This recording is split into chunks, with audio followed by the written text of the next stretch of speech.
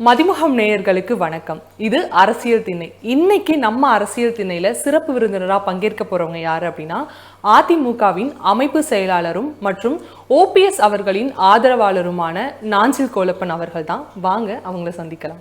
அவங்க செய்ய வேண்டிய கடமை முதல்ல எடப்பாடி பழனிசாமி, நீ யாருடா, உனக்கு பதவி கொடுத்தனா? எடப்பாடி பழனிசாமி தான் தோண்டித்தனமான செயல்பாடுகளில் இப்படியே தான் பொதுச் செயலாளர், நான் தான் இதுன்னு சொல்லிக்கிட்டு இப்படியே போனாங்கன்னா கழகம் பாலடைஞ்சு போயிடும். இத்தனைக்கு பிறகும் அதிமுக மீண்டும் ஒன்றிணைந்து செயல்படும் நீங்க நினைக்கிறீங்களா? எங்களை சதிச்சது இந்த மணி பிரதர்ஸ். இவரை 4 பேர் தான் வச்சிருக்காங்கன்னு சொல்லிட்டு இருந்தவங்க 4வது இடத்துக்கு போயிட்டாங்க. 5-6 நபர்களை வச்சு அவர் ஏற்றிட்டு போறாரு. என்னைக்கு எந்த பள்ளத்தில் இறக்குறாரோ அது இறங்கினோட அதோட எடப்பாடி குழு முடிவுறும். ஜாதி அரசியல் அதிமுகவில் கிடையாது. ஆனால் எடப்பாடி பழனிசாமி பண்ணிட்டு இருக்கிறது ஜாதி அரசியல் பண்றாரு, இல்லைன்னு மறுக்க முடியாது. ஆட்சியை காப்பாற்றுறதுக்கு அண்ணன் ஓபிஎஸ் அவர்கள் தான் வந்தாங்க. எடப்பாடி பழனிசாமியும் எல்லா மீட்டிங்லையும் அங்க இருக்கிறவர்கள் இங்க இருக்கலாம்ங்கிறாரு. நீங்க இடத்த கொடுத்தா தானே அங்க இருக்கிறவங்க வந்து உட்காருவான்.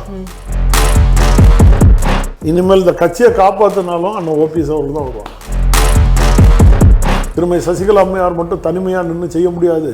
அண்ணன் ஓபிஎஸ் அவர்களும் தனிமையா நின்று பேச முடியாது. எடப்பாடி பழனிசாமியும் தனிமையா நின்று பேச முடியாது.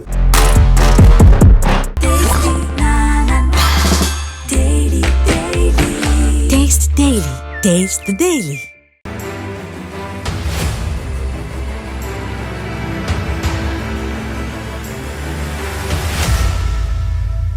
வணக்கம் சார். அரசியல் திணை நிகழ்ச்சியில இன்னைக்கு உங்களை சந்திச்சு பேசுறது ரொம்ப சந்தோஷமா இருக்கு. இப்போ என்னன்னா, மோடி தலைமையிலான ஆட்சி 3வது முறையா மோடி பிரதமரா அரியணை அமைச்சிருக்காருன்னு சொல்லலாம். இதை பத்தி உங்களோட கருத்து என்னவா சார் இருக்கு? அதாவது இந்த தடவை பாரத பிரதமராக மோடியை தேர்ந்தெடுத்து 3வது முறை கிட்டத்தட்ட 60-65 அந்த காங்கிரஸுக்கு பிறகு இப்போதைக்கு பாரதிய ஜனதா கட்சியோட 3வது முறையாக பிரதமர் மோடி வந்திருக்காரு. தமிழக மக்கள் ஏற்றுக்கொள்ளவில்லை. இந்திய நாட்டு மக்கள் நிறைய இடங்களில் ஏற்றுக்கிட்டாங்க. ஓரளவுக்கு மெஜாரிட்டியாக வந்திருக்காங்க, வராமல்லாம் இல்லை. இப்போ காங்கிரஸ் 99 சீட்டு வந்திருக்கும் போது இவங்க தனிப்பட்ட மெஜாரிட்டிலேயே வந்திருக்கும் போது வரவேற்கத்தக்கதானே. நீங்க சொன்ன மாதிரி தான் தமிழக மக்கள் ஏத்துக்கல அப்படின்னு சொன்ன மாதிரி, தமிழகத்துல திமுக 40க்கு 40 தொகுதிகளில் வெற்றி பெற்று ஒரு அமோகமான ஒரு வெற்றினே சொல்லலாம். இதை நீங்க எப்படி பாக்குறீங்க? 40க்கு 40 வெற்றி பெற்றது பெரிய கூட்டணி. திமுக திராவிட முன்னேற்ற கழகம் நின்னது ஒரு 20 தொகுதி தான். மிச்சம் இருக்கிறது எல்லாமே கூட்டணி. அந்த கூட்டணியில அவங்க நின்று வெற்றி பெறுறாங்க. அதுதான் அவங்களோட இது. அதுக்கு ஏற்றபடி எதிர்கட்சியா இருக்கிற அதிமுக பல இழந்து இருக்கு.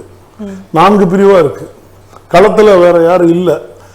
அதை பயன்படுத்துறாங்க பாரதிய ஜனதா கட்சியை சேர்ந்தவங்க. ஆனா தமிழ்நாடு ஒரு திராவிட இயக்கத்துக்கு உட்பட்ட ஒரு தமிழ்நாடுக்கும் போதே அது திராவிட இயக்கத்துல அனைத்து மதத்தினரும் அனைத்து ஜாதியினரையும் ஒன்றாக கொண்டு போறது நம்ம திராவிட நாடு. இந்த திராவிட நாட்டில் திரும்பி யாரு நம்ம அது காங்கிரஸாக இருந்தாலும் சரி, பாரதிய ஜனதா இருந்தாலும் சரி, தமிழ்நாட்டில் கால் ஊண்டக்கூடாதான் நம்மளுடைய முன்னோர்களுடைய போராட்டம். அதை நாங்கள் கடைபிடிச்சி வந்ததுனால அந்த மக்களுடைய உணர்வில் தமிழ்நாட்டில் கிடைக்காது, வேற யாரும் இல்லை, திமுகவை ஓட்டு போட்டுறாங்க. ஓகே, ஓபிஎஸ் அவர்கள் பலாப்பழம் அந்த சின்னத்துல நின்று 3.5 லட்சத்துக்கும் மேல ஒரு வாக்குகளை பெற்றிருக்காரு இல்லையா? இது நீங்க எப்படி சார் பாக்குறீங்க? சுயேட்சையா நின்னாலும் இந்திய வரலாற்றிலேயே ஒரு சுயேட்சை கட்சிக்கு தேசிய ஜனநாயக கட்சி கூட்டணியில இடம் சேர்த்தாங்கன்னா அது அண்ணன் ஓபிஎஸ் அவர்களுக்காக தான். காரணம் நாங்கள் 2019 பாரதிய ஜனதா கட்சியோட கூட்டணி வச்சோம், 21 வச்சோம். அதுக்கப்புறம் உள்ளாட்சியில் வெளியில போனாங்க, அப்புறம் பிரிஞ்சிருந்தோம். அப்புறம் கூட்டணி கட்சி தொடரும்னு சொன்னாங்க. இங்கே இருக்கிறவங்களே பிரிஞ்சு இருக்கிறவங்களே கொஞ்ச நாள் போய் அவர் மோடிக்கிட்ட எல்லாம் போய் நின்றுட்டு இருந்தாங்க. சில நிர்பந்தங்கள்னால அவங்க வெளியேறாங்க. ஒரு குழு பிரிஞ்சிருக்கிறவங்கள ஒரு டீம் வெளியில போனாங்க. ஆனால் ஓபிஎஸ் எப்பவுமே கொஞ்சம் அமைதியானவர்னால அமைதியாக பொறுமையாக இருந்தார். பாரத பிரதமர் அமித்ஷா எல்லார்ட்டையும் ஒரு மீட்டிங்கில் இந்த கூட்டணி கட்சியாக சேர்ந்து செயல்பட்டாங்க. இவங்களும் அமமுக எல்லாரும் சேர்ந்து இவங்க ஒரு கூட்டணி அமைச்சுக்கிட்டு தேசிய ஜனநாயக கட்சி கூட்டணியில் நின்னார். அதில் தன்னுடைய அதாவது ஓபிஎஸ்னா யாருமே இல்லை, ஓபிஎஸ் பின்னாடி 4 பேர் கூட கிடையாது. இப்படி நீதிமன்றத்தில் இருக்கிறவங்களே நீதியரசர்களே சொல்லி நீதிகளை வழங்கும் போது அதை நாம் காட்டணுங்கிறதுக்காக ராமநாதபுரத்தில் தான் சொந்த தொகுதியில் கூட நிற்கலை. இன்னொரு ராமநாதபுரத்தில் போய் நின்னார். அங்கேயும் ஒரு சுயேட்சை சின்னம் 12 நாளைக்குள்ளே நமக்கு பலாப்பழ சின்னம் கிடச்சி, அந்த பலாப்பழ சின்னத்தை 12 நாளைக்குள்ளே மக்கள்கிட்ட செல்வாக்கை காட்டி 3.5 லட்சம் ஓட்டுகளை வாங்கி 2வது இடத்தை தக்க வச்சார். அது வந்து தமிழ்நாட்டு அலையில் அவருக்கு கிடைச்ச வெற்றி. இப்போ நீங்கள் சொன்ன மாதிரி தான் திமுக சார்பில் வந்து நவாஸ்கனி அவர்கள் நின்னாங்க. அவர்கள் வெற்றி பெற்று முதன்மை இடத்துக்கு வந்தாங்க. இதை தவிர்த்து என்ன பார்க்குறோம் அப்படின்னா, அதிமுகவை பின்னுக்கு தள்ளி ஓபிஎஸ் அவர்கள் 2ஆம் இடத்திற்கு வந்திருக்காங்க. நீங்கள் சொன்ன மாதிரி தான் பின்னாடி 4 பேர் கூட இல்லை அப்படிங்கலாம் பேசினவங்க எல்லாருக்குமே பார்த்துக்கோங்க அப்படிங்கிற மாதிரி ஒரு பதிலடி கொடுக்குற மாதிரி தான் இருந்துச்சு. அண்ணன் ஓபிஎஸ் அவர்கள் தான் அங்கே வரணும், களத்தில் வரணுங்கிறது ஒரு மக்களுடைய தீர்ப்பாகவே இருந்தது. அந்த பொதுவான ஒரு அலை, அந்த அலையில் அவருக்கு ஒரு மாற்றம் 2வது இடம் கிடைச்சது. இவரை 4 பேர் தான் வச்சிருக்காங்கன்னு சொல்லிட்டு இருந்தவங்க 4வது இடத்துக்கு போயிட்டாங்க. அவங்க வாங்கின ஓட்டு டெபாசிட் இழந்தது. நீங்கள் நல்லா புரிஞ்சுக்கிட்டீங்கன்னா, அண்ணன் ஓபிஎஸ் அவர்களை வேண்டான்னு சொல்லி வெறுக்கிறது யாருன்னு பார்த்துட்டிங்கன்னா ஒரு குறிப்பிட்ட நபர்கள் இவரை சேர்க்க வேண்டாம்னு சொல்கிறது. அதில் முதன்மையானவர் நம்ம ஜெயக்குமார். அவரோட பையன் தென் சென்னை மாவட்டத்தில் டெபாசிட் காலி. அதுமாதிரி கடைக்கோடி மாவட்டத்தில் இருக்க கன்னியாகுமரியில் இருக்கிற தளவாய் சுந்தரம், அவர் பார்த்த கன்னியாகுமரி டெபாசிட் காலி. தூத்துக்குடி சண்முகநாதன் டெபாசிட் காலி. திருநெல்வேலி கடம்பூர் ராஜி டெபாசிட் காலி. அவங்க யாரெல்லாம் வேண்டான்னு சொல்கிறீங்களோ நீங்கள் பாருங்கள். அப்புறம் தேனியும் ராமநாதபுரத்தை பார்த்த ஆர்பி உதயகுமார், ராஜச்செல்லப்பா மதுரையில் காலி, தேனியில் காலி, ராமநாதபுரத்தில் காலி டெபாசிட்டு. இந்த பக்கம் கேபி முனுசாமி பார்த்த வேலூர் டெபாசிட் காலி.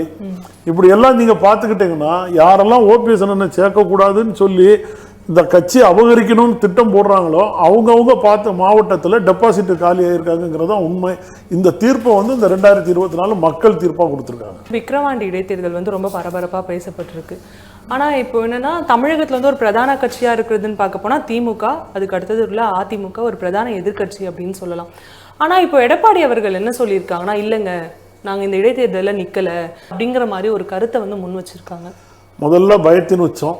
ஏற்கனவே 4 முறை 4வது இடத்துக்கு வந்துட்டார். இப்போ நாம் தமிழர் கட்சியோட 4வது இடத்துக்கு தேர்தலே அவருக்கு 2024 தேர்தலே காட்டி கொடுத்துருச்சு.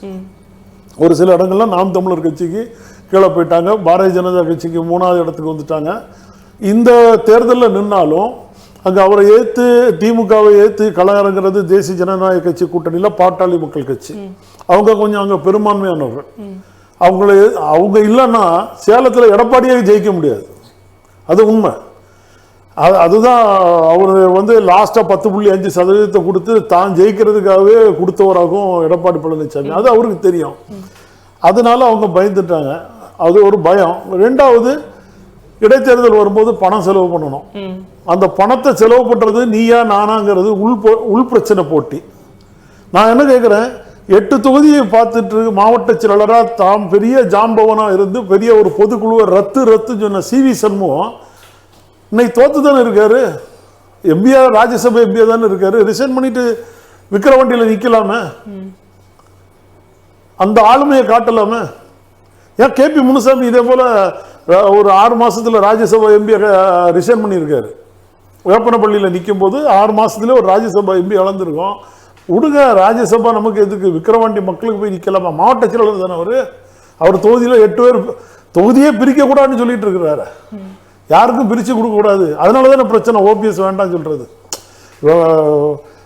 நாங்கள் இருக்கும்போது அவருக்குள்ள தொகுதியை பிரித்து நம்ம அண்ணன் ஏழுமலை முன்னாள் எம்எல்ஏ அவருக்கு கொடுக்கலான்னு அண்ணன்லாம் பிளான் பண்ணும்போது கொடுக்கக்கூடாதுனால தான் ஓபிஎஸ் வேண்டாங்கிறாங்க. பிரித்து கழக தொண்டர்களுக்கு கொடுப்போம், கட்சியை நம்ம வேலை நடக்கட்டும் அப்படின்னு சொன்னதுனால தான் இப்போ நீங்கள் பிரிக்காமலே வச்சு பாலடைஞ்சு போச்சுல அதிமுக. இன்னைக்கு 4வது இடத்துக்கு போயிட்டுங்கிறத இன்னைக்கு நீங்கள் உங்கள் வாபஸ் மூலம் நாம் தமிழர் கட்சி துணிஞ்சு இறங்கி நிற்கிறாங்க களத்தில். அந்த துணிவும் தைரியமும் எடப்பாடிக்கு இல்லை, எடப்பாடியை சேர்ந்த சிவி சண்முகத்துக்கு இல்லை, கேபி முனுசாமிக்கு இல்லை. வட மாவட்டத்தை நீங்கள் எடுத்துக்கிட்டாலும் சரி, ஒரு பாட்டாளி மக்கள் கட்சியை உங்களால் எதிர்த்து நிற்க முடியல. திமுக விட்டுருங்க, ஏன்னா நீங்கள் திமுக எதிர்க்க முடியாது. பாட்டாளி மக்கள் கட்சியை எதிர்த்து அந்த இடத்துக்காக 2 இடத்துக்கு வரலாம்ல. அதனுடைய இதையும் நீங்கள் விட்டுட்டு தானே போகிறீங்க. இது போல் 2026 விட்டுருவார். தொண்டர்கள் தான் முடிவு எடுக்கணும். இப்போ நீங்கள் சொன்னீங்க தோல்வி பயம் அப்படின்னு. இது ஒரு புறம் இருக்க, நடந்து முடிந்த நாடாளுமன்ற தேர்தல் முன்னாடியே சொன்ன மாதிரி பிரதான கட்சியாக அதிமுகவும் திமுக இருந்துட்டு வர நிலைமையில் அதிமுகவை பின்னுக்கு தள்ளி பாஜக வந்து 2ஆம் இடத்துக்கு வந்திருக்காங்க. அரசியல் பக்கங்கள்ல இருந்து விமர்சகர்கள்லாம் என்ன சொல்றாங்கன்னா 10 தோல்வி பழனிசாமி 11 தோல்வி பழனிசாமிங்கிற ஒரு விமர்சனத்தை அடுக்கி வச்சுட்டே இருக்காங்க இல்லையா? இந்த விமர்சனத்துக்கு நீங்க என்ன இதை எப்படி பாக்குறீங்க நீங்க? அது எடப்பாடி பழனிசாமி தான் முடிவு எடுக்கணும். நான் என்ன கேட்குறேன், நாங்கள் தான் படித்து சொல்கிறோம், தொண்டர்கள் சொல்கிறோம், மறுபரிசீலனை செய்யுங்கிறோம். முதல்ல தோல்வி பெறும்போதே சொல்கிறோம். இவர் முதலமைச்சராக இருக்கிறாரு, முதலமைச்சராக நாற்காலியில் உட்கார்ந்துட்டு இருக்கும்போதே ஆர்கே நகர் இடைத்தேர்தல், அதிலே நீங்கள் தோல்வி பெறுவீங்க. அப்போவே வந்து அண்ணன் அவைத் தலைவராக இருந்த மதுசூதனன் எடப்பாடி பழனிசாமி இந்த இதுக்கு தகுதியற்றவர்னு சொன்னார், ஓப்பனாக சொன்னார். ஜெயக்குமாரோட சேர்ந்து அண்ணன் மதுசூதன தோக்கடிக்கு பல முயற்சிகள் செய்யும்போது அங்கே அவர் தினகரன் சார் ஒரு சுயேட்சை கட்சியாக தான் ஜெயிச்சு வந்தார். நீங்கள் நல்லா புரிஞ்சுருங்க. திமுக டெபாசிட் இழந்தது. ஆனால் இவங்க முதல்வர் இல்லை. 2019 தேர்தலில் எடப்பாடி தொகுதியிலே அவர் முதல்வராக இருக்கார். 9,000 ஓட்டு பின்தங்கிய நிலைமையில போயிட்டார். 2016 வாங்கின ஓட்டோடையும் 2019 9,000 ஓட்டு பின்தங்கிய நிலைமையில வந்து தோல்விக்கு போயிட்டார் அவரோட தொகுதியில். அதுக்கு பிறகு உங்களுக்கு தொடர் தோல்வி தான். 2021 தொடர் தோல்வி, அப்புறம் உள்ளாட்சி தேர்தல் ஒன்றும் கிடையாது. எல்லாத்துலேயுமே நீங்கள் படுதோல்வி அடைஞ்சு வந்துட்டீங்க. ஈரோடு கிழக்கு தொகுதி அவமானம், ஏதோ டெபாசிட் காப்பாற்றப்பட்டது. அதுலேயும் நம்ம ஸ்ட்ராங்காக வந்து பிஜேபிலாம் நின்று அது ஒரு களம் வேற மாதிரி இருந்துச்சுன்னா வேற மாதிரியா இருக்கு. இப்போ அண்ணன் ஓபிஎஸ் எல்லாம் வாபஸ் வாங்கினதுனால டெபாசிட் காப்பாற்றப்பட்டது ஈரோடு கிழக்கு. ஆனால் ஓபிஎஸ் ஆள் விட்டுருந்தா அங்கேயும் உள்ளுக்கு வந்து டெபாசிட் கூட கிடைச்சிருக்காது. அந்த ஒரு சூழ்நிலை தான் போயிருக்கும். அதனால அவருடைய தொடர் தோல்வி தொடர்ந்துகிட்டே இருக்கு. அதுதான் நம்ம அண்ணன் பண்டுருட்டியார் அவருக்கு சொன்னாரு, ஓட்ட தெரியாதவன் வண்டி ஓட்டினா கொண்டு போய் பள்ளத்துல விட்டுருவாப்புல, அவரை நம்பி யார் போவாங்கன்னு. இப்ப தொண்டர்கள் எல்லாம் இறங்கிட்டோம். ஒரு 5-6 குழுக்களை வச்சுக்கிட்டு 5-6 நபர்களை வச்சு அவர் ஏற்றிட்டு போறாரு. என்னைக்கு எந்த பள்ளத்துல இறக்குறாரோ அது இறங்குறவோட அதோட எடப்பாடி குழு முடிவுறும், கட்சி புதியதா உருவாகிடும். இப்போ வந்து நீங்கள் கேபி முனுசாமி அவங்கள பற்றி பேசிட்டு இருந்தீங்க இல்லையா? அவர் என்ன சொல்லியிருக்காரு அப்படின்னா, ஜெயலலிதா அவர்களை விமர்சனம் பண்ண ஒருத்தர் தான் வந்து அண்ணாமலை, ஆனால் ஓபிஎஸ் வந்து அண்ணாமலை கூட ஒரு கூட்டணி வச்சிருக்காரு, இவருக்கு வந்து ஒருங்கிணைப்பு அதை பற்றி பேசுறதுக்கு எந்த ஒரு தகுதியுமே இல்லை அப்படின்னு சொல்லி ஒரு கருத்தை முன் வச்சிருக்காரு. நீங்க கேட்குற கேபி முனுசாமின்னா நம்ம அண்ணன் பொண்ணு என்னன்னு சொன்னா நக்சல் முனுசாமி தானே கேட்குறீங்க? இந்த நக்சலைட்டில் இருந்தார் முனுசாமின்னு சொல்லி அவர் பொண்ணு என்கிட்ட சொன்னார், அந்த முனுசாமி தானே கேட்குறீங்க? அந்த முனுசாமி ஒரு பச்சோந்தி மாரி எங்களை பார்த்துட்டு இங்கே பார்த்து சொல்லுவார், அண்ணன் ஓபிஎஸ் அண்ணன் அவரோட ஸ்பீச்செல்லாம் நீங்கள் கேட்டால் நிறைய தெரியும். அண்ணன் ஓபிஎஸ் அண்ணனை தள்ளி எந்த இடத்துல பார்க்கலாம், அவரோட ஒற்ற முகம் தான் ஓட்டும்பார். அப்புறம் இப்போ அப்படியே எடப்பாடி பழனிசாமிம்பார். கால நேரத்துக்கு தந்தால தன்னை மாற்றிக்கிடக்கூடிய ஒரு மனித, அதுக்கு மேலே சொல்ல விருப்பப்படலை, அப்படிப்பட்ட ஒரு மனிதர். நல்லா புரிஞ்சுடுங்க. அம்மாவை பற்றி பேசினாருன்னு சொல்கிறாங்கல்ல, அம்மாவை பற்றி பேசின வளர்மதி எங்கே இருக்காங்க? இங்கே தானே இருக்கீங்க. அம்மாவை பற்றி பேசினாங்க, நீங்கள் இப்போ வெளியே அனுப்பி விடுங்க. இதை விட நான் சொல்கிறேன், அம்மாவை வந்து இது வந்து நிறைய பேருக்கு தெரியாது என்ற அந்த இதெல்லாமே இருக்குது. நீங்கள் வேணால் கேட்டே பார்க்கலாம். இப்போ வச்சுருக்காங்களா அவைத்தலைவர், இந்த அவைத்தலைவர் அம்மாவை என்ன சொன்னாங்க தெரியுமா? நான் வந்து ரோஜா நினச்சி வச்சேன், இது காகித பூன்னு நினச்சி தூக்கி போட்டேன் சொல்லிக்கிட்டு 88 அந்த கழகம் பிரிஞ்ச உடனே அணியல் சேவல் ஜான் இருக்கும்போது சேவல் சின்னத்துக்கு கன்னியாகுமரி மாவட்டத்தில் ஆளாக அவர் தான் நின்றார். அவரே கடைசியில் அம்மாவை பற்றி பேசினார். திரும்பி அம்மா கூப்பிட்டு அவருக்கு வந்து வக்ஃப் போர்டு வாரியத்தில் கொடுத்து அழகு பார்த்தாங்க, மாநில எம்ஜிஆர் மன்ற இதை கொடுத்தாங்க, எல்லாமே கொடுத்தாங்க. அதனால அம்மாவை பேசினவங்கலாம் கூடால அவைத்தலைவராகவே இருக்காரு. அதெல்லாம் முனுசாமிக்கு தெரியுமா என்ன தெரியும்? இவரே எவ்வளோ பேசினாரு, இவரே தூக்கி வெளியில் போட்டாங்க அம்மா. தர்மபுரி தோழனா இவரை தூக்கி போட்ட பிறகு தர்ம யுத்தத்தில் தான் நாங்கள் வாழ்க்கை கொடுத்தோம். அதனால நன்றி மறந்துக்கிட்டு இந்த இயக்கத்தை வளர்க்கணுங்கிறதெல்லாம் மறந்துக்கிட்டு பேசுகிறவர் முனுசாமி. இப்போ வந்து முன்னாள் அமைச்சர் ஜெயக்குமார் அவர்கள் என்ன சொல்லியிருக்காங்கன்னா, ஓபிஎஸ் வந்து தனிமரமா இருக்காரு, அவரால் ஜெயிக்கவும் முடியாது, நாங்கள் வந்து அதிமுகவில் வந்து அவரை இணைச்சிக்கவும் மாட்டோம் அப்படிங்கிற மாதிரி ஒரு கருத்தை முன் வச்சிருக்காருல்ல, என்ன நினைக்கிறீங்க? முதல்ல அவங்க பையனை டெபாசிட் இழந்து என்னன்னு பார்க்க சொல்லுங்க. அவர் பையனுக்கு ஓட்டு கேட்கவே அவர் போகலை. இவர் போய் ஓட்டு கேட்க முன்னாடி இவருக்கே தெரிஞ்சிருக்கும் போல இருக்கு பையன் டெபாசிட் கூட வாங்க மாட்டான்னு.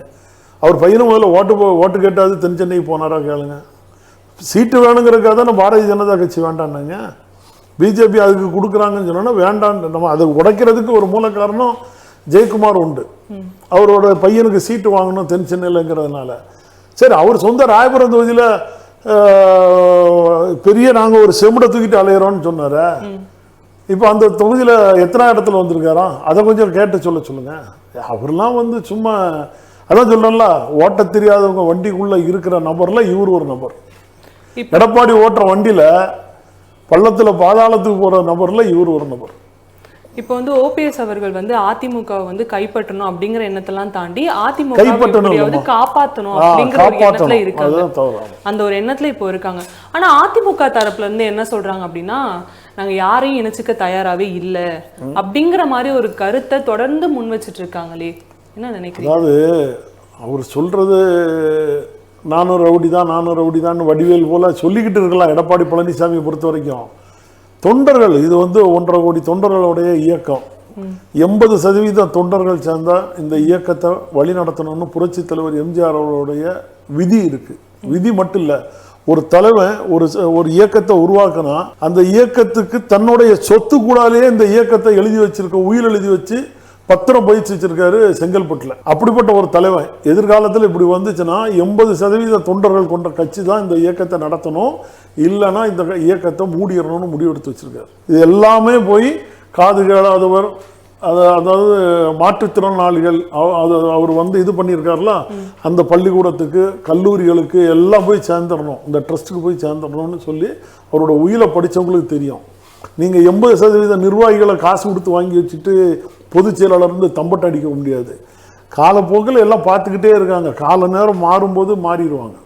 தொண்டர்கள் ஒரு புரட்சி எழுப்பிட்டுங்களா, அங்கே எடப்பாடியும் காணாது, முனுசாமியும் காணாது, ஜெயக்குமாரையும் காணாது.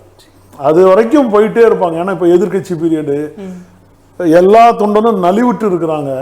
நீங்கள் எந்த பேச்சாளருமே பேச விடலை, எந்த 2ஆம் கட்ட தலைவரெல்லாம் வாழ விடலை. எல்லாமே இவங்களே ஒரு மாபியா மாரி உட்கார்ந்துக்கிட்டீங்க. அதனால தனக்கு என்னன்னு பார்த்துட்டு இருக்காங்க. அது வந்து நம்ம இயக்கத்தை பேரழிவுக்கு கொண்டு போறது ஒரு பெரிய ஒரு அதை மக்கள் எல்லாரும் சும்மா இருக்க மாட்டோம். இப்போ நாங்கள் எல்லாம் தலைவர் காலத்திலே வளர்ந்து வந்தவங்க. இது மாதிரி ஒரு புரட்சி வெடிக்கும். அதுக்கு அவர் கடைசி வரைக்கும் தன் மூச்சு இருக்கிற வரைக்கும் போராடுவார் அண்ணன் ஓபிஎஸ் அவர். தொண்டர்களுக்காக இந்த இயக்கத்தை காப்பாற்ற தன்னுடைய முழு மூச்சையும் இறக்கி தான் அவர் போராடுவார். ஓபிஎஸ் அவர்களுடைய ஆதரவாளர்களா உங்க கூட இணைந்திருந்தவங்க தான் வந்து ஜேசிடி பிரபாகரனா இருக்கட்டும், புகழேந்தியா இருக்கட்டும். இவங்க வந்து இப்போ கேசி பழனிசாமி அவர்களோட இணைந்து அதிமுக மீட்பு குழு அப்படின்னு ஒரு விஷயத்தை இப்போ கொண்டு வந்திருக்காங்கல்ல, என்ன நினைக்கிறீங்க இதை பத்தி? இது மீட்பு குழு இல்லை, ஒருங்கிணைப்பு குழு. ஜேசிடி பிரபாகருக்கு அவர் வந்து எங்க கூட தர்மயுத்தத்துல இருந்து எங்களோட பயணித்தாரு. வழிகாட்டு குழுலையும் அவரை வந்து போட்டிருந்தோம். கழகம் இணைஞ்ச உடனே நாங்கள் எல்லாம் ஒருங்கிணைஞ்ச உடனே முதல் தர்மயுத்தத்தில் ஒருங்கிணைஞ்ச உடனே அவருக்கு ஒரு 3 பதவி அண்ணன் கொடுத்துருந்தாருன்னு நினைக்கிறேன். கழக சிறுபான்மையினர் பிரிவு, அமைப்பு செயலாளர், அப்புறம் வழிகாட்டு குழுவில் அப்படி ஒரு 3-4 பதவி அவருக்கு கொடுத்துருந்தாங்க. அந்த பதவி வச்சுக்கிட்டு அவர் அன்னைக்கே 50-50 அண்ணன் ஓபிஎஸ் ஆட்கள் எல்லாம் 50-50 கொண்டு வரணும், மாவட்ட செயலாளர்லாம் 50-50 கொண்டு வரணும், எம்எல்ஏக்கள்லாம் இப்படி கொடுக்கணும், போராடி இருக்கலாமே. போராடி இருந்தா இன்னைக்கு இந்த நிலைமைக்கு இடம் இல்லையா? தாம் மகளுக்கு சீட்டு வாங்க தெரிஞ்சது. அவர் குடும்பத்தில் மட்டும் அவருக்கு 4 பதவி, அவருடைய பையனுக்கும் பிள்ளைக்கு 2 பதவி, அப்படியே மொத்தம் 6 பதவி வச்சுட்டு இருந்தாரு. அவருடைய சுயநலத்தமுக்காக அவர் வந்து அந்த வழிகாட்டு குழுல உட்கார்ந்துக்கிட்டாரு. இப்போ சுயநலம் அது வந்து நீங்க அவர் வந்து பெருசா கரவேட்டி கூட கட்ட மாட்டார். என்னை பொறுத்த வரைக்கும் அவர் வந்து கரவேட்டி கட்டிட்டு ஒருங்கிணைப்பு குழுக்கு போனா அவர் நல்லதுன்னு நான் சொல்லுவேன் தொண்டனா.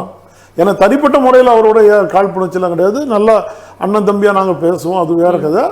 இருந்தாலும் என்னுடைய கருத்து என்னன்னா, அவர் வந்து கரவேட்டியை முதல்ல கட்டிக்கிட்டு ஒருங்கிணைப்பு குழுவை நான் பண்ண போறேன்னு சொன்னா ஒரு தொண்டை கேட்பான். நீங்க கரவேட்டியே கட்ட மாட்டேன்னு சொல்லிக்கிட்டு அப்புறம் எப்படி ஒருங்கிணைப்பு குழுவை போய் நீங்க பண்ணுவீங்க? அந்த இயக்கத்தோட கொடியில் உள்ள பார்டரே கட்ட மாட்டேங்கிறீங்க. இப்ப நான் வந்து கெட்டாம இருக்கிறேன்னா அண்ணன் ஓபிஎஸ் அவர்கள் கெட்டக்கூடாதுங்கிறதுனால நான் அவர் என்னை கட்டுறாரோ நான் கெட்டுவேங்கிறதுல நான் இருக்கிறேன். இல்ல நீங்க அப்படியாவது இருக்கணும், அப்படியும் கிடையாது. அவர் அதுக்கு முன்னாடியே கரவேட்டி கட்ட மாட்டார். நல்லா புரிஞ்சுருங்களா? முதல்ல கரவேட்டியை கட்ட சொல்லுங்க ஜெயஸ்ரீ பிரபாகரன்.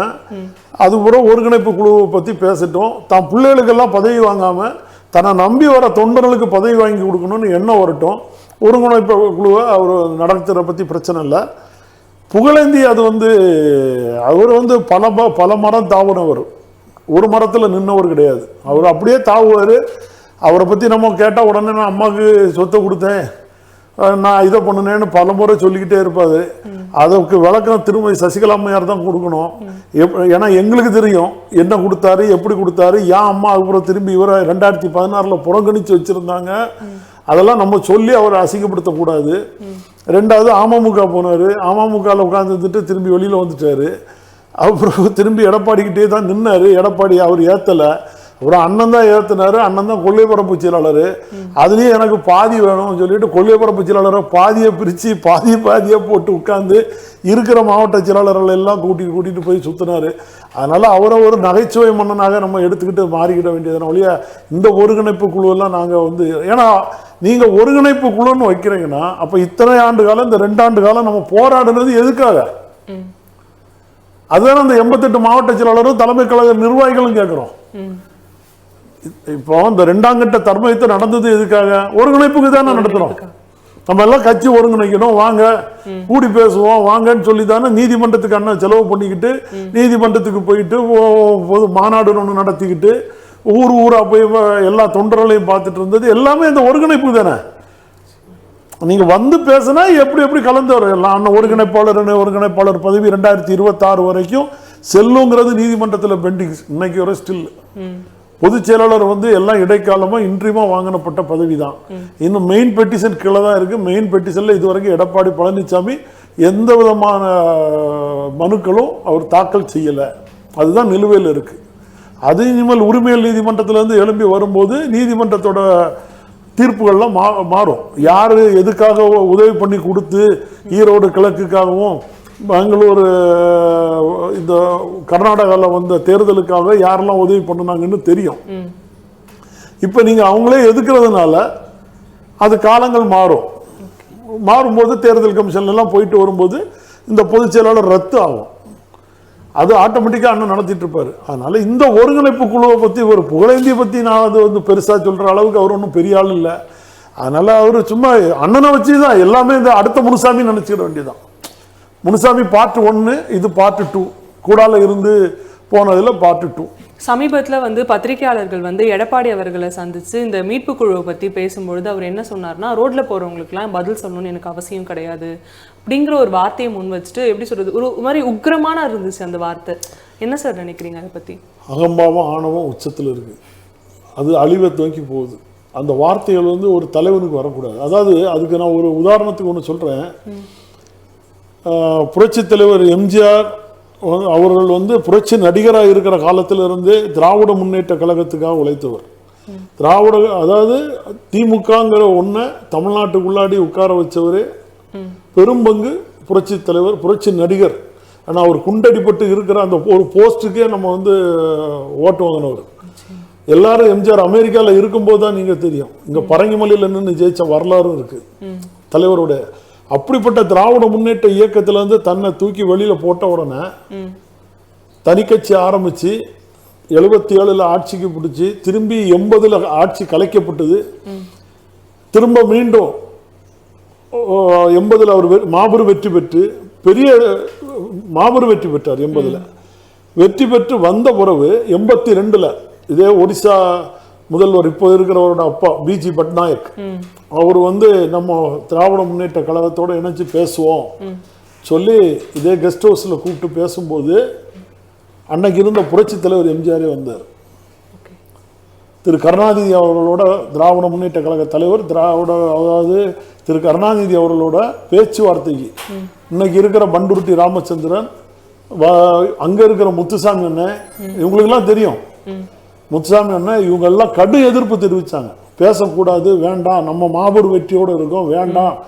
அப்படி இருந்த பிறகும் திரு கருணாநிதி அவர்களோட பேசுறதுக்கு புரட்சி தலைவர் எம்ஜிஆரே வந்தார். இந்த கழகத்தை நிறுவிய தலைவரே வந்தார்.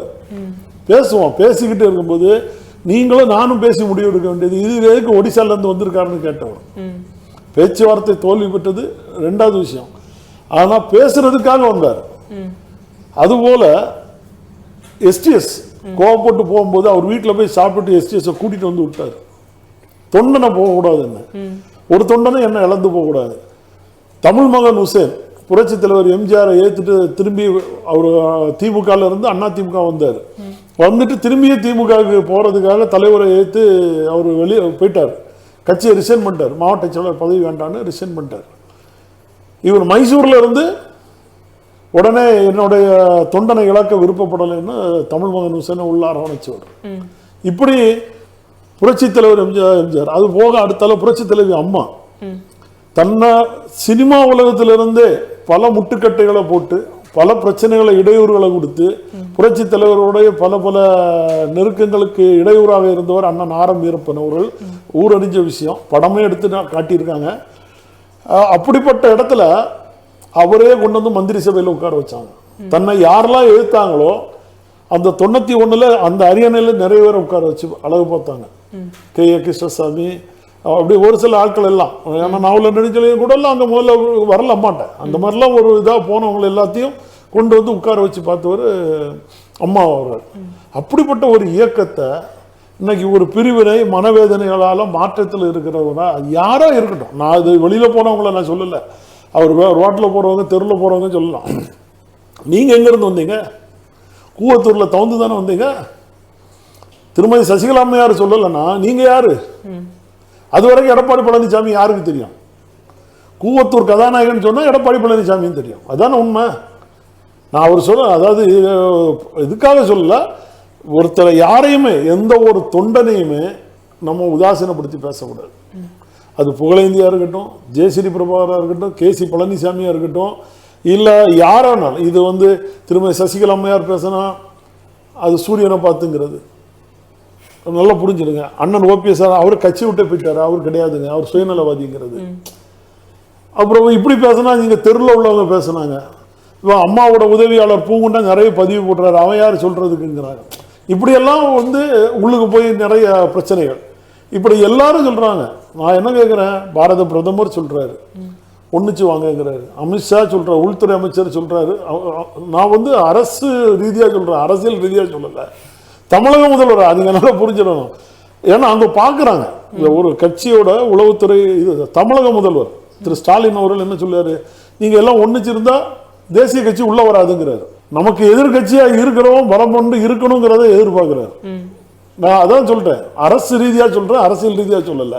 அரசியல் ரீதியாக அது வேற கருத்துக்கள் இருக்கலாம், ஆனால் அரசு ரீதியாக அவங்க பார்க்கும்போது தனக்கு ஒரு எந்த அந்த எம்ஜிஆர்னா நம்பியார் தான் வில்லனா இருக்கணும், நாகேஷ் வில்லனா இருந்து ஏற்றுக்கிடுவாங்களா? ஏற்றுக்கிட மாட்டாங்க. அதனாலதான் நான் சொல்ற கருத்து. இப்ப அந்த ஓக்கு அப்படி போகுது. நம்பியார் பதிலாக நாகேஷ் போய் வில்லனா உட்காந்துடக்கூடாது தமிழ்நாட்டில், அது அவரு எதிர்பார்க்கிறாரு. இந்த சூழ்நிலைகள் மாறணும், எடப்பாடியோட ஆணவம் அகம்பாவம் குறையணும்.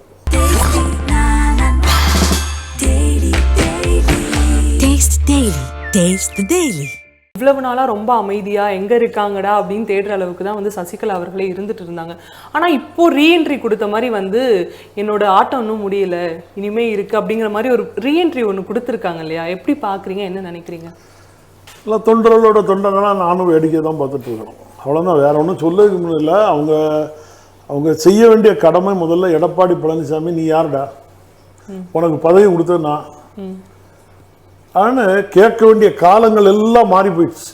அவங்க வந்த அன்னைக்கு சிறைச்சாலையிலேருந்து வரும்போது தொண்டர்களும் மக்களும் அவங்கள 100% நம்பினாங்க. இந்த இயக்கத்தை திருப்பி வந்து காப்பாற்றுவாங்க, ஒழுங்குபடுத்துவாங்க அப்படின்னு சொல்லி அந்த அமமுக தொண்டர்கள் எல்லாம் பிரிஞ்சிருந்த காலகட்டங்கள், பதவி இல்லாமல் இருந்தவங்க. அதனால தான் ஒவ்வொரு ஒன்றிய செயலாளரெல்லாம் வழியிலெல்லாம் வண்டிகளை கொடுக்கவும், கொடி கட்டக்கூடாதுன்னு சொல்லும்போது, இவர் முதலமைச்சராக இருக்கும்போது அந்த அம்மா வந்து கொடிகளை கட்டிட்டு எப்படி வந்தாங்க. 24 மணி நேரம் 48 மணி நேரம் ஓடிச்சு அன்னைக்கு. அந்த காலகட்டத்திலலாம் இவங்க உள்ளே போகக்கூடாதுன்னு அம்மா சமாதி, தலைவர் சமாதிகளை மூடி வச்சாங்க. அதெல்லாம் உடச்சி தள்ளிட்டு இவங்க உள்ளே போயிருக்கணும். அன்னைக்கே விட்டுட்டாங்க. அது எடப்பாடி மீது அவர்கள் காட்டும் கருணையா, இல்லைன்னா எடப்பாடி அவர்களுக்கு ஏதாவது செய்தால் நன்றி உணர்வாங்கிறது கூடிய விரைவில் வெளியில் வரும். இப்போ வந்து சசிகலா அவர்கள் வந்து செய்தியாளர்களை சந்திச்சு பேசும்போது ஒரு வார்த்தை ஒன்று சொல்லியிருந்தாங்க. என்ன அப்படின்னா, அதிமுகவில் ஜாதி அரசியல் வந்து தலை தூக்கி இருக்கு அப்படிங்கிற மாதிரி ஒரு கருத்தை முன் வச்சிருந்தாங்க. என்ன நினைக்கிறீங்க? ஜாதி அரசியல் வந்து அதிமுகவில் கிடையாது. ஆனால் எடப்பாடி பழனிசாமி பண்ணிட்டு இருக்கிறது ஜாதி அரசியல் பண்ணுறாரு, இல்லைன்னு மறுக்க முடியாது. அந்த அம்மாவோட கருத்துக்கு ஜாதி அரசியல் அவங்க, ஏன்னா அது வந்து செங்கோட்டையனே அதை வந்து வெளிப்படையாக சொன்னார்.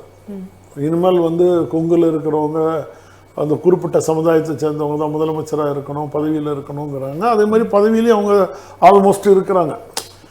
அது அந்த ஜாதி அரசியலில் பிரிக்கப்பட்டு பார்க்கும்போது அது ஒரு தவறான சூழ்நிலை தான். இதெல்லாம் விட்டுருங்க. நீங்கள் இப்போ அவங்க திருமதி சசிகலா அம்மா அவர்கள் எழுப்புகிற ரீஎன்ட்ரி கொஞ்சம் அதிரடியாக இருந்தால் நல்லாயிருக்கும். அதிரடியாக இருக்கட்டும். முதல்ல நான் என்ன சொல்கிறேன், திமுகவை எதிர்த்து நீங்கள் பதில் கேட்குறீங்க, திமுகவை எதிர்த்து நீங்கள் குரல் கொடுக்குறீங்க, வரவேற்கிறேன், இல்லைன்னு நான் மறுக்கலை. அதே நேரத்தில் எடப்பாடி என்னென்ன செஞ்சாப்புலங்கிறத ஏன் எடுத்து உரைக்க மாட்டேங்கிறீங்க? கொடநாட்டில் என்ன நடந்ததுன்னு உங்களுக்கும் தெரிஞ்சிருக்கும். ப்ராப்பர்ட்டி உங்கள் கையில் தானே இருக்குது. அங்கே நடந்த கொலைக்கு என்னங்கிறது நீங்களும் விசாரணை கமிஷனுக்குள்ளே போயிட்டு வந்திருக்கீங்க. அதை நீங்களும் வெளிப்படுத்தலாங்க. அதனால் அதை ஏன் மறைக்கிறாங்கன்னு தெரியல. இப்போ ஜெயஸ்ரீ பிரபு அவர் கூட சொன்னார், ஏன்னா 37,000-47,000 கோடி நான் வெளியில் விடவான்னாரு. எதை வச்சு சொன்னாருன்னு தெரியாது. ஒரு பேட்டியில் சொன்னார். அப்போ எங்கள் கூட இருக்கும்போதே சொன்னார், அண்ணனுடைய ஒப்புதலுக்காக காத்து இருக்கிறோம்னாரு. இப்போ அண்ணனுடைய ஒப்புதல் பெற வேண்டாம், அவர் ஒருங்கிணைப்பு குழுவில் அவர் தான் லீடர், அவரே வெளிவிடலாம். இப்படி தொண்டர்களை நீங்கள் உணர்ச்சி பூர்வமாக புரட்சிகரமாக இருக்கிற தொண்டர்களை நீங்கள் நசுக்காதீங்கிறது என்னுடைய ஆதங்கமான பதில். எது இருக்குதோ ஓப்பனாக பேசுங்க, என்ன நடந்திருக்குன்னு சொல்லுங்க. எடப்பாடி பழனிசாமி என்ன செஞ்சிருக்காரு கொடநாட்டில், உண்மையா பொய்யா? அதாவது திராவிட முன்னேற்ற கழகமோ இல்லை காவல்துறையோ அவங்களோட ஆய்வு ஒரு பக்கம் இருக்கட்டும். உங்களுக்கு என்ன தெரிஞ்சது? நீங்க அந்த பங்களா போய் இப்போ பார்த்துட்டு வந்திருக்கீங்க, என்ன நடந்திருக்கு, என்னென்னலாம் நடந்திருக்குங்கிறது உங்களுக்கும் தெரிஞ்சிருக்கும். அதை வெளியே சொல்லுங்க. எடப்பாடி பழனிசாமி இதை செஞ்சாருன்னு சொல்லுங்க. அப்பதான் கீழ்மட்டத்தில் இருக்கிற தொண்டை அதை நம்பி வெளியில வருவான். நீங்க திமுக அரசு சொல்லட்டும்னா சொத்து ப்ராப்பர்ட்டி உங்களுக்குள்ள தானே இருக்கு. அப்போ என்ன நடந்திருக்குன்னு உங்களுக்கு தெரிஞ்சிருக்கும்ல. தெரியலன்னு சொல்லி நீங்க மறைக்க முடியாதுல்ல. அதை வெளிப்படையாக கொண்டு போங்க. ஏன்னா நாங்கள் கிடையாது, நாங்கள் அப்போ தர்மயுத்தை நாங்கள் வெளியில தான் இருந்தோம். இந்த கொள்ளை இதெல்லாம் நடக்கும்போது நாங்கள் எது ஒட்டும் கிடையாது, உறவும் கிடையாது, இந்த மாதிரி நாங்கள் ஒதுங்கி தான் இருந்தோம். மக்கள் மத்தியில் ஒரு 43% நாங்கள் எங்கள் வாழ்ல தனியாக தர்மயுத்தை நடத்தி அண்ணன் ஓபிஎஸ் அவர்களின் தலைமையில் நல்லபடியாக போயிட்டு இருந்தோம். எங்களை சதிச்சது இந்த மணி பிரதர்ஸ் எங்களை சதிச்சிட்டாங்க. அன்னைக்கு ஆட்சியை காப்பாற்றுறதுக்கு அண்ணன் ஓபிஎஸ் அவர்கள் தான் வந்தாங்க. இனிமேல் இந்த கட்சியை காப்பாற்றினாலும் அண்ணன் ஓபிஎஸ் அவர்கள் தான் வருவாங்க. அவர் இருந்தால் தான் நடக்கும், இல்லைன்னா நடக்காது. நீங்க இந்த அளவுக்கு சொல்லும்போது எனக்கு என்ன தோணுதுன்னா, சசிகலா அவர்களோட இணைய ஓபிஎஸ் தயாரா இருக்கு அப்படிங்கிற மாதிரி சொல்லியிருக்காரு. இந்த இணைவை எல்லாத்தையுமே நம்மளுடைய எடப்பாடி அவர்கள் ஏத்துப்பாரு அப்படிங்கிற மாதிரி நீங்க நினைக்கிறீங்களா? அதாவது நான் ஒரு கட்சி தொண்டனா சொல்றோமா, எனக்கு திருமதி சசிகலா அம்மையார் அவர்களோ அதெல்லாம் இல்லை. நாங்கள் தர்மயுத்தம் பண்ணும்போது திருமதி சசிகலா அம்மையாரோ அவர் குடும்பத்தை சார்ந்தவர்கள் யாரும் வர வேண்டாம்னு சொல்லி தான் நாங்கள் தர்மயுத்தம் நடத்தினோம். அந்த தர்மயுத்தம் எங்களுக்கு வெற்றியாக அமைஞ்சது. மக்கள் அதாவது தொண்டர்கள் எல்லாம் எங்களுக்கு எப்போ அந்த அம்மாவெல்லாம் நம்ம கூட்டிகிட்டு வருவோம்னு சொல்லும்போது நாங்கள் கீழே போகிறோம், அவங்க மேலே போகிறாங்க. இதுதான் கான்செப்ட். இதை நம்ம பேசி முடிவு எடுக்கணும். அது அந்த அம்மாவும் சேர்ந்து முடிவு எடுக்கணும். ஏன்னா அந்த அம்மாவை உள்ளே கொண்டு வந்து உட்கார வைக்கணுமா? அந்த அம்மா வேணும்னு சொல்லும்போது, நீங்கள் ஒரு சின்ன கருத்துக்கு சொல்கிறேன், அந்த அம்மா வேணும்னு சொல்லும்போது இந்த கட்சி அண்ணன் ஓபிஎஸ் அவர்களோ அண்ணன் எடப்பாடி அவர்களோ பிரிகிறாங்க. வேணும்னு சொல்லும்போது அன்னைக்கு இவங்க வேண்டான்னு சொல்லி அண்ணன் ஓபிஎஸ் அண்ணன் கொடி பிடிக்கும் போது அன்னைக்கும் கட்சி ரெண்டாக உடஞ்சி போகுது. எல்லாரும் ஒரு பாட்டை எல்லாரும் அந்த அம்மா பின்னாடி நின்னாங்க. இந்த அம்மா பின்னாடி இருந்தாங்க. அண்ணன் தொண்டர்கள் எல்லாம் அண்ணன் பின்னாடி வந்துட்டாங்க, அண்ணன் ஓபிஎஸ் அவர்கள் பின்னாடி வந்துட்டாங்க. இந்த அம்மாவோ இந்த குடும்பமோ வேண்டான்னு சொன்னோன்னே எல்லாரும் வந்துட்டாங்க. இங்கே தான் நீங்கள் ஆய்வு செய்யணும். மீண்டும் இந்த ஒருங்கிணைப்பில் இந்த அம்மா வேணுமா, இவங்களை என்ன உரிய அங்கீகாரத்தை கொடுத்து நம்ம உட்கார வைக்கணும் அதுங்கிறத கலந்து பேச வேண்டியது அண்ணன் ஓபிஎஸ் அவர்களும் எடப்பாடி பழனிசாமி அவர்களும் தான். இவங்க ரெண்டோரும் பேசி முடிவெடுத்து அவங்களுக்கு உரிய அங்கீகாரத்தை கொடுத்து அது என்ன பண்ணலாம் என்ன செய்யலாங்கிறத முடிவெடுத்தா கட்சி ஒருங்கிணைஞ்சிடும். இதுக்கு வேற யாரும் வேண்டாம். அன்னைக்கு புரட்சி தலைவர் சொன்ன மாதிரி தான், இதை பேசணும்னா நம்ம ரெண்டோருமே பேசி முடிவு எடுத்துருக்கலாமே, எதுக்கு ஒடிசாலேருந்து மொரார்ஜி தேசாயிலேருந்து எல்லாத்தையும் கூட்டிகிட்டு வரீங்கன்னு சொன்ன வார்த்தையை தான் நான் இப்போ சொல்கிறேன். இப்போ அவர் அண்ணன் தினகரன் அவர்கள் தனியாக போயிட்டார், அமமுகன்னு ஒரு இயக்கத்தை உருவாக்கிட்டார். என்னோட ஒரு தொண்டனா, ஒரு அடிமட்ட தொண்டனா, கிட்டத்தட்ட தலைவர் காலத்திலேருந்து ஒரு 40 ஆண்டு காலம் நாங்கள் இந்த இயக்கத்தை தள்ளி எங்களுக்கு இந்த இதான் குடும்பம். இந்த அதிமுக விட்டு எங்களுக்கு வேற வாழ்க்கை கிடையாது, வழி கிடையாது. நாங்கள் எந்த மாற்று கட்சிக்கும் போகல, இந்த மாற்று கட்சி வேட்டியும் நாங்கள் கட்டினது கிடையாது, கொடியும் முடிச்சது கிடையாது. புரட்சி தலைவர் எம்ஜிஆர், அது போல புரட்சி தலைவி அம்மா நல்ல புரியுங்க. நான் ஜானகி அம்மையார் அன்னைக்கு கூட போகல. ஏன்னு கேட்டால் அவங்க வந்து சிவாஜி கணேசன் நடிகரத்தில் சிவாஜி கணேசனோட கூட்டணி வச்சாங்கிறதுனால ஒரு காழ்ப்புணர்ச்சியில் நாங்கள்லாம் போகாத ஆட்கள். இல்லைன்னா அந்த அம்மா மேலே தான் நாங்கள் போயிருப்போம். ஏன்னா எங்களுக்கு சினிமாவில் எதிரி சிவாஜி கணேசன். எப்படி சினிமா பார்த்து தான் நாங்கள்லாம் புரட்சி தலைவர் எம்ஜிஆர் ரசிகராக இருக்கிறோம். அதே கான்செப்டில் நாங்கள் இருந்த வயசில் இருக்கிறதுனால அம்மாவை ஃபாலோ பண்ணிட்டோம். அப்படியே அம்மாவோட வந்தோம். அப்புறம் அப்படியே தான் கல அரசியலில் வந்துட்டோம். அம்மா காலத்துலேயே அப்படியே நாங்கள் பல பிரச்சனைகள்லையும் ஈடு கொடுத்து புரட்சி தலைவி அம்மா தான். திருநாவுக்கரசு அவருக்கும் பிரச்சனை வரும்போது மேல்மட்ட தலைவர்கள்லாம் திருநாவுக்கரசு கூட போனாங்க. ஸ்டார் பீப்புள்ஸ் எல்லாம் உள்ளே போனாங்க. ஆனால் நாங்கள்லாம் வந்து அம்மா பின்னாடி தான் நின்னோம். அதுபோல தான் இப்பவும் நடக்குது. இது ஒரு 3ஆம் கட்ட போராட்டம் தான் எங்களுக்கு சூழ்நிலைகள். இதில் இருக்கிற கள ஆய்வு இதுதான். இது ஒரு தொண்டனா நான் சொல்கிறது என்னன்னா, திருமதி சசிகலா அம்மையார் முதல்ல ஏற்றுக்கிட்டாங்க பொதுச் செயலாளர். அதுக்கு ஏற்றுக்கிட்டதும் இவங்க தான். அதுக்கப்புறம் அவங்க வந்து எடப்பாடி பழனிசாமிக்கு கொடுத்தாங்க, பண்ணினாங்க. அந்த டைம் நாங்கள் ஒரு குடும்பத்துக்குள்ளே போகக்கூடாதுன்னு நாங்கள் போகும்போது எங்களுக்கு ஒரு மக்கள் செல்வாங்கும் தொண்டர்கள் செல்வாங்கும் பெருகிட்டே வந்தது. அதுக்கப்புறம் அண்ணன் அந்த தேர்தலுக்கு பிறகு எல்லாரும் ஒருங்கிணைப்போன்னு சொல்கிறாரு. ஒருங்கிணைப்போன்னு சொல்லும்போது எங்கள் கட்சி திரும்பி பிளவுபடுது.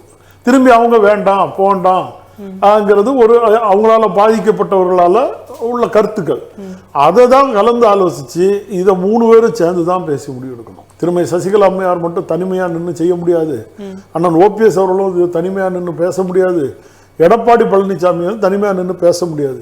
இவங்க 3 பேருக்குள்ள மட்டும் முதல்ல கருத்துக்களை பேசி முடிவெடுத்து திருமதி சசிகலா அம்மையாரை எப்படி உட்கார வச்சு அவங்களுக்கு ஒரு அங்கீகாரம் கொடுக்கணும்.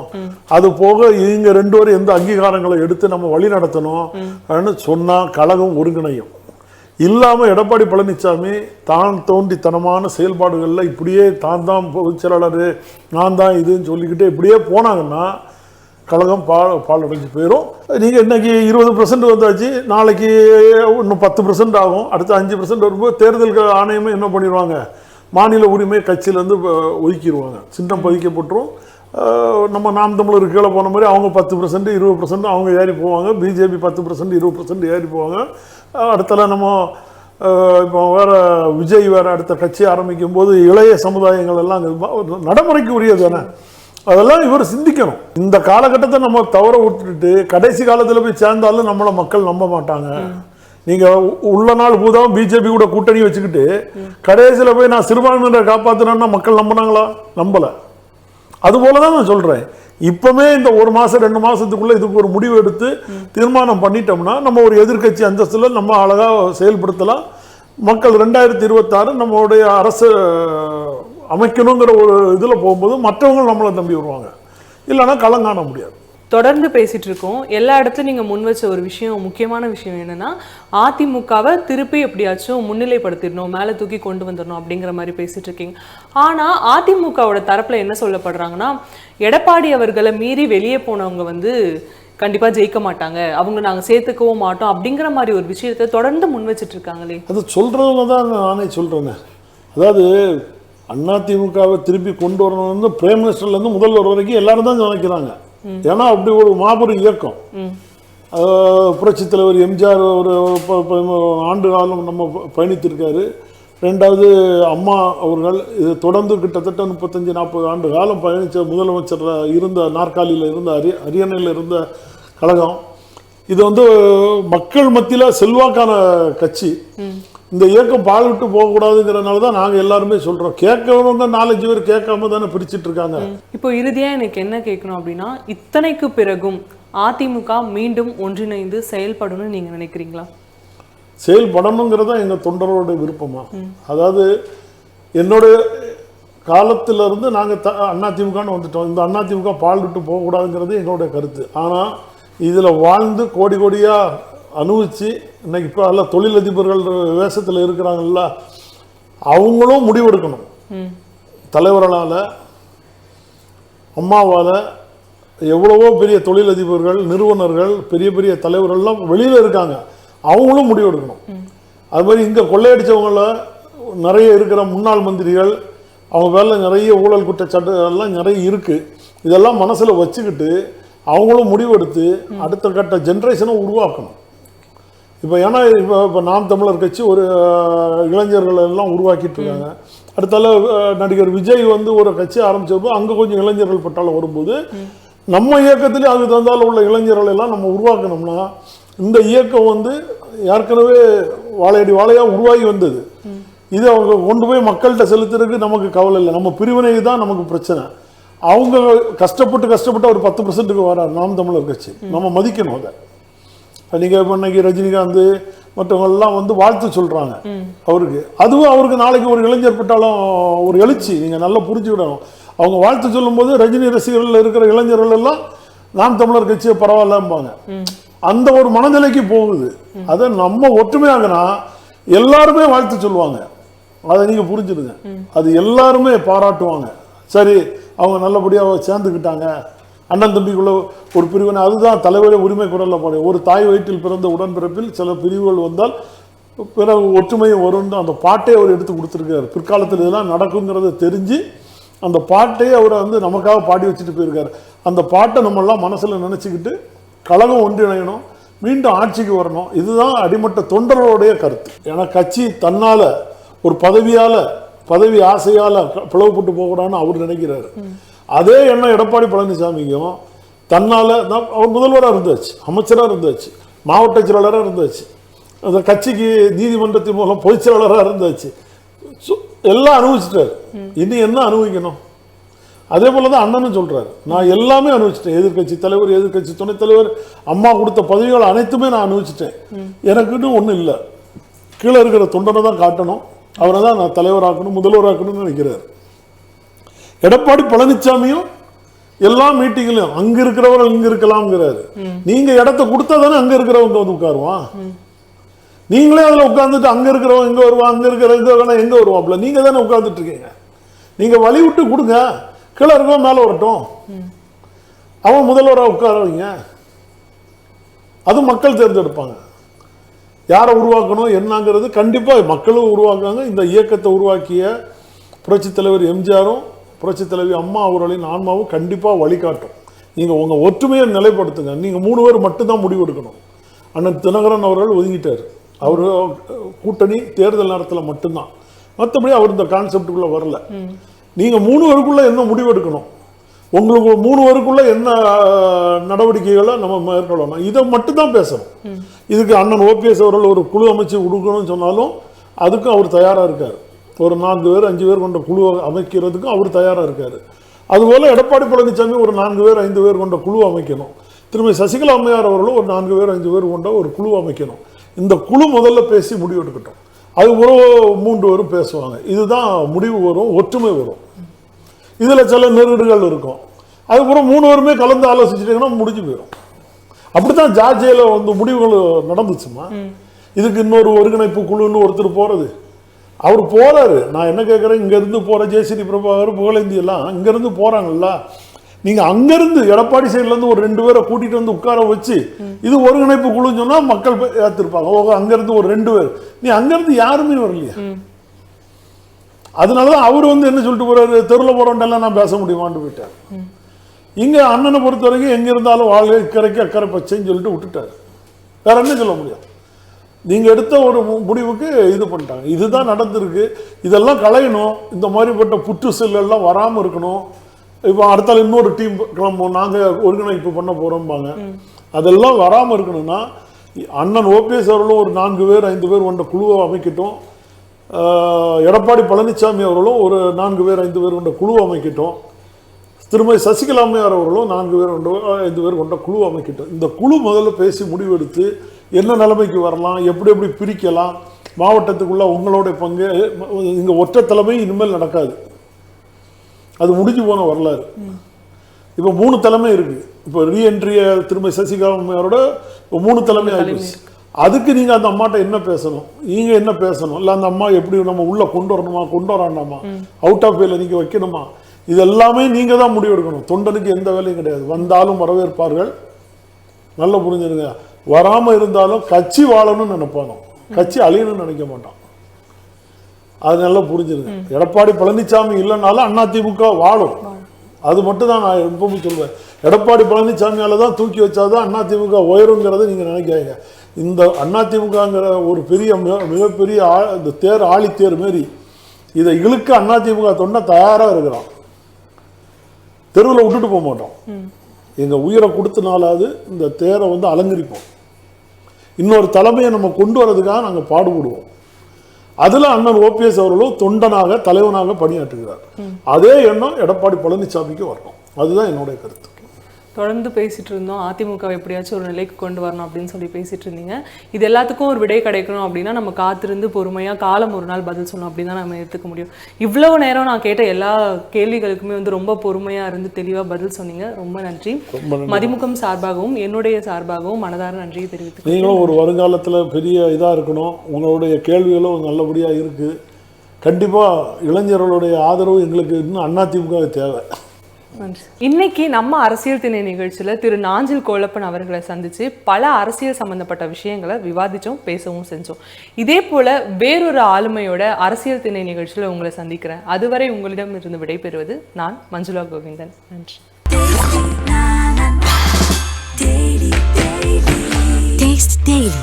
Taste the Daily.